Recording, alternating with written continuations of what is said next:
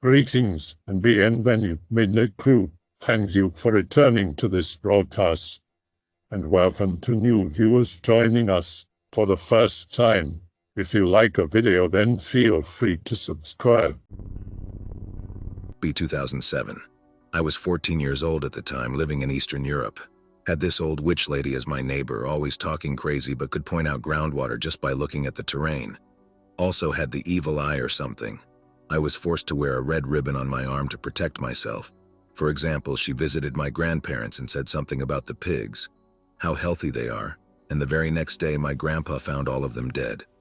Same story with the flowers inside the house. One day she just started telling everyone to avoid the nearby forest because from now on the devil is living there. Back then I was a big fan of ghost hunting shows. I convinced my two cousins to team up with me and debunk this. We bought some cheap flashlights and waited for the night, because this is how TV professionals do their work. The moon was shining bright. We reached the edge of the forest and started yelling for the next 20 minutes. Typical bull-like, asking it to come out, show itself. Nothing happened. Just when we were about to leave, we heard this noise, like something big falling from a tree behind us. I turned my head and saw a man. It looked like he was covered in black ink. He just stood there motionless, then started walking towards us. It was like he had trouble maintaining his form. He wasn't really walking, he was extending his legs forward, then dragging the rest of the body back to it like some kind of puppet.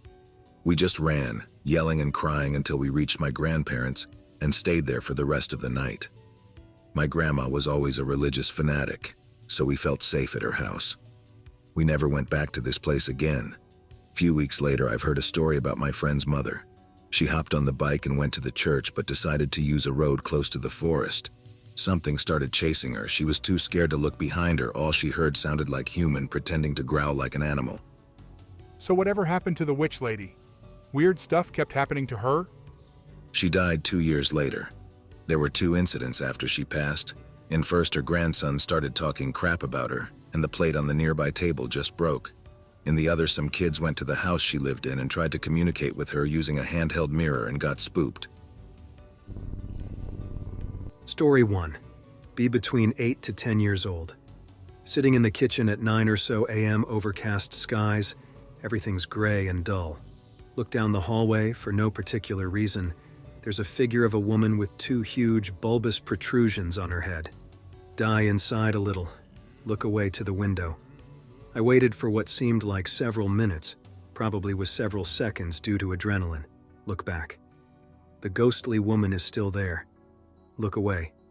Wait some more. Look back. She is gone. Too spooked to even go to my nan, who is in the other room. Story 2. Driving with parents through the countryside. See a bunch of lights hovering over the ground a bit off to the road. Drive up to them. Just a bunch of lights hovering over the ground, not making any sound. Drive away. A few years pass, mention it to Mom. She doesn't remember. That explains it. She mentions it to Dad. He remembers it. Welp, it was real after all. Story 3.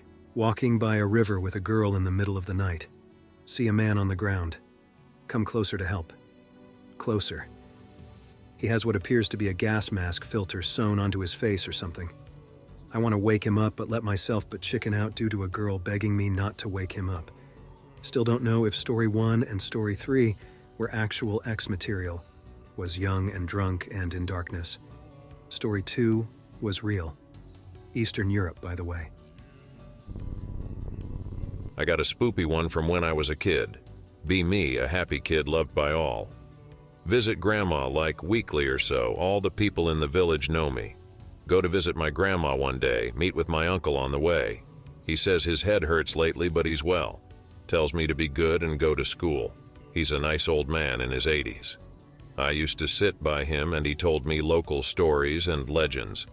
I live in a country where legends are alive, not many large cities, etc. Anyway, I say goodbye and go on towards Grandma. Go by the graveyard, see many people. Uncle Augustine died. The man I just spoke to is already dead for like 3 days minimum. I was too little to realize. I just thought he died after and got buried right then.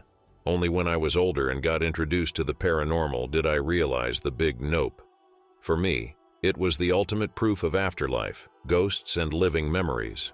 Got more stories, some about the giants that lived in the forest, or the monsters in the swamp, or the corpse of a woman that ate animals. This place is full of spoops. More, and from where? Transylvania baby, vanilla, not the commercialized version you see on TV. We got Prickolici, Spani, Strigoi, Silioaye. The real spook is in the local legends of villages. My great-grandma told us about the giants that lived in the forests around the village. Not simple stories to scare kids. Animals and people were genuinely dying in those woods. I was, seriously, warned never to go there. Of course, I was curious and went to explore, but was too scared of all the dead birds and dogs in there, and the smell of putrid meat was too strong. The Prickolici are some dog-wolf monsters that live in the swamps around the village. Not sure if it is real, but sometimes it consumes the animals. Might be the Silioaye, a dead woman corpse that transforms into household items, usually cartwheels, and infiltrates farms to eat animals or kids. My great-grandpa claimed to have killed the Silioaye in our village by fasting a rope while she was transformed into a wheel and hanging her on a tree, then throwing an axe in the center while it rained. Lots of creepy stories. People disappear a lot. It's just stuff in God-forsaken villages that no one knows about. Here, witches exist and are as real as you and me. I've personally known one, a scary old lady who lived away and healed people with her stuff. My grandma said she killed and ate her husband one winter. I read this in a newspaper and I still remember it to this day. Scene: a rural, cold island north of Russia. The author of the story is a child and is playing with his friends. They have a hobby of going to the local graveyard, chipping pieces of gravestones and setting them on fire for the pretty blue flame they produce. Already not a good sign. One day, they do their usual collecting in the graveyard. Hear someone walking to them. All three friends rush up a tree, try to hide and stay quiet in the branches. An old woman dressed in gray is carrying 2 heavy sacks. Walk right up to the tree they are on. Suddenly, one of his friends drops the box of matches he was holding. Makes a loud noise as it falls. Old woman looks up. Instead of her face, there is nothing. She has no face. Vanishes in thin air. The tracks she left behind vanish too. That part alone made me mortally scared of going anywhere near a graveyard. I had to cycle through one regularly when visiting my grandma's village.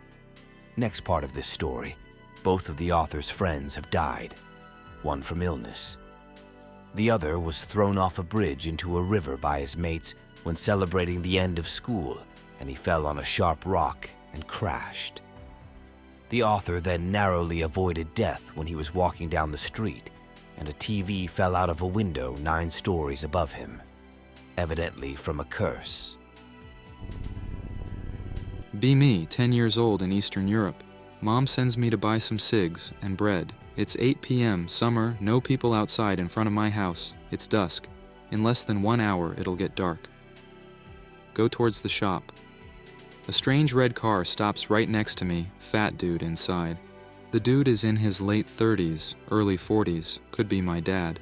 He is angry, ruffled, and overworked, but giant and fat. What had you done to Robert, my son? He says. Who the hell is Robert? If I'm going to catch you again picking on him, I'll show you. Then he pulls away angrily. Anxious, I speed up to shop, nervous and close to home. The man is 50 meters from me. Hey, come here, he signals me. He has a crowbar in his hand, can see it clearly. Nope, out of there faster than Sonic the Hedgehog, right into the block at the 2nd floor where I lived, screaming at my mom for help. She brings me inside and calls the police.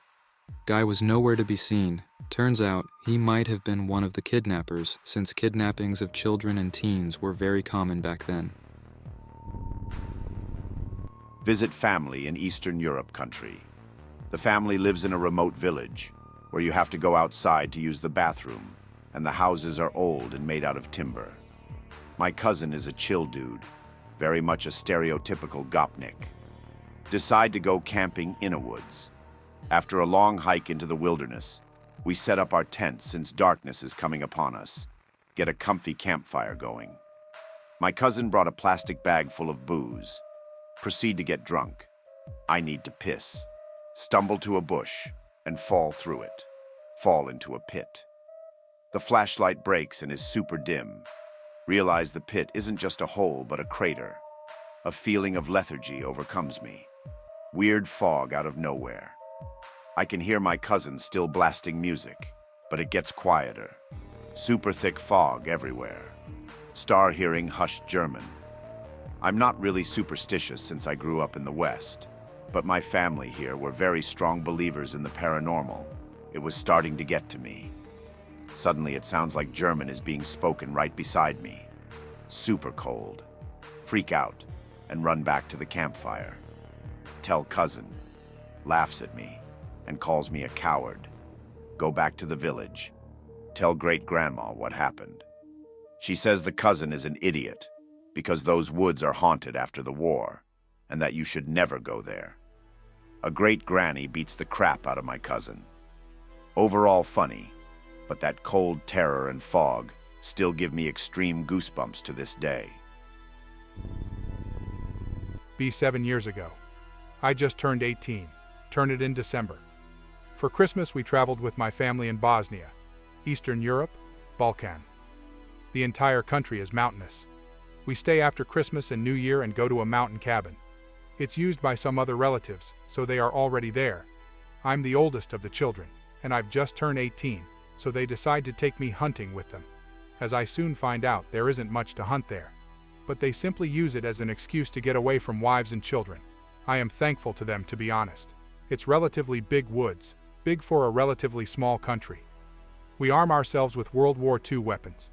A bunch of them were stashed in the cabin's basement by joint forces of all partisans, Wehrmacht soldiers and German men from family. Had all of them in my family, they got along great somehow after the war. Guns were kept clean by them and by other relatives, so they worked perfectly. Shot from the guns only a few times before this. We take tents, supplies, and go in a woods. 4 of us. Dad, me, mother's brother, mother's cousin. We'll stay there for 3 days. Get lost in the woods. First 2 days we did nothing but shoot at birds, drink beer that we brought with us. Also had a barbecue. The last night before heading back, my dad opened fire towards something. He says he saw a deer.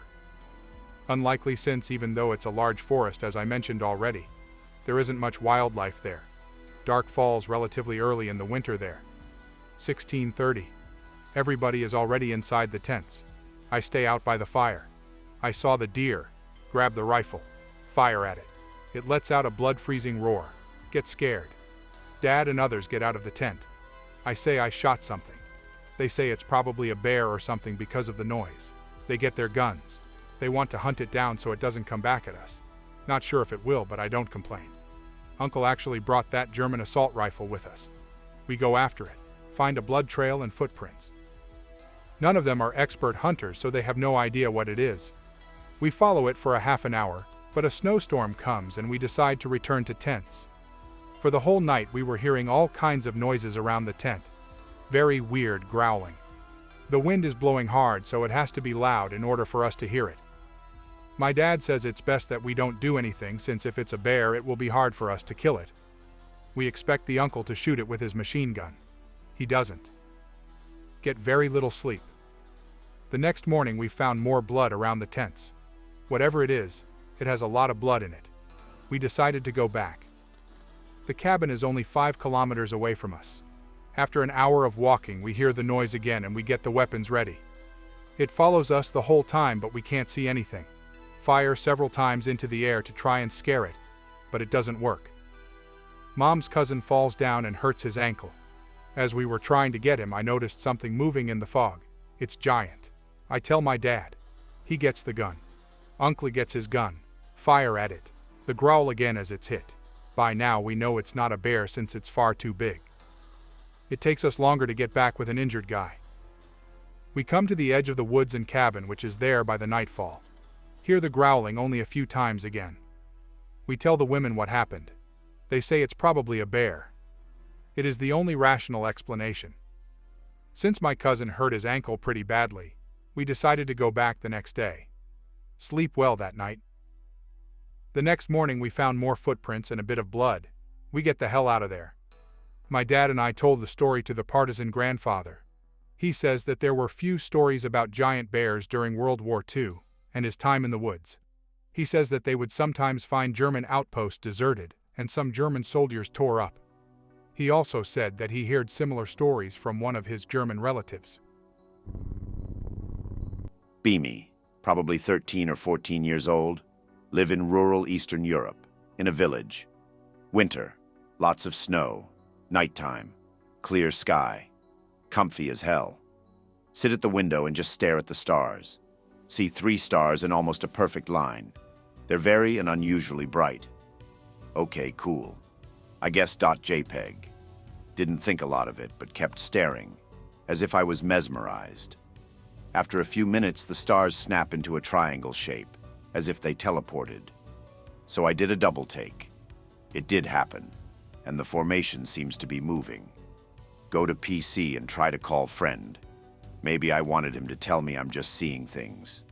Open Skype. Start calling. The neighborhood loses electricity. Check the outside window. It's gone. Didn't sleep for 2 nights. I don't know if it was aliens, but to this day I don't have a good explanation. Also, I'm 100% sure I didn't lose sight of these stars. They really were extremely bright and distinguishable. Eastern Europe, brother. My family was born and raised in a proper rural part, a place called Latgale. Harshest place in an already harsh and aged country. Had livable land, and we frequented a lot in the 80s and 90s, even when living in the city. Nothing but trees, few decaying farms, and a few lakes. I've got a few little bits to tell of, if no one here minds too much. First one comes from my mother when she was around 10 and left with my grandpa. She's denounced this one over time, plays it down, yellow sunset. Grandpa bandaged up her cut hand in an old shack a good few meters from the main home. He leaves, waits alone as it gets darker for a brief while. She instinctively turns her head to the window like you would if someone called your name. A gray, pale, feminine hand wavers behind the glass. Grandpa doesn't know anything about it even after checking the bushes.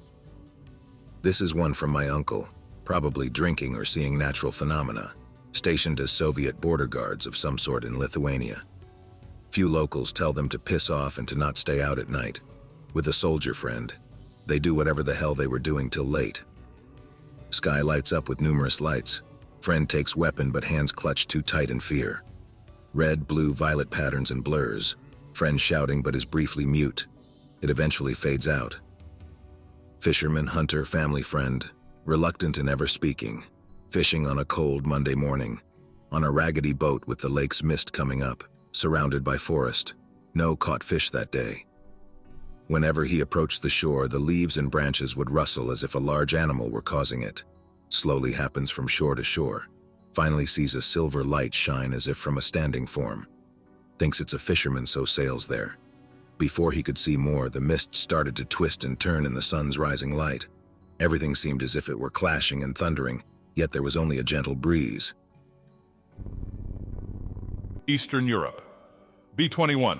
University summer holidays. Working a shitty job, tired of this, so I took a week off. I went back to my hometown.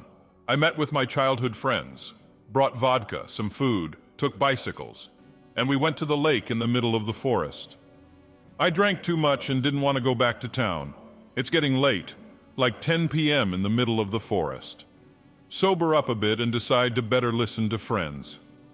While we are in the middle of the forest road, we see what we thought were lanterns. Wait, I'm drunk, but there aren't freaking lanterns in the middle of the forest. Notice they hover in the air, about 6 of them, get scared shitless, talking nonsense about how drunk I am and what shit do I see.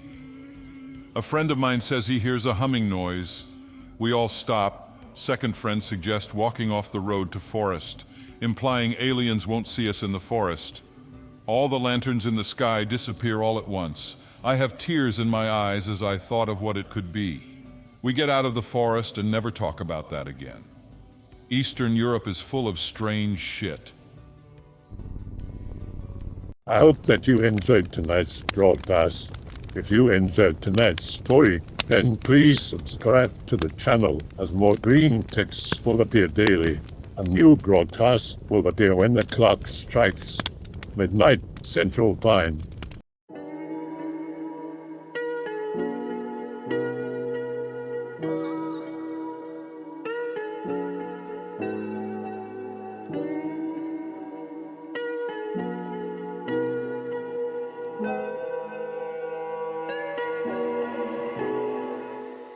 Remember to check out the Odyssey page in the description for a second archive of the channel's videos. There's also a Rumble archive as a backup,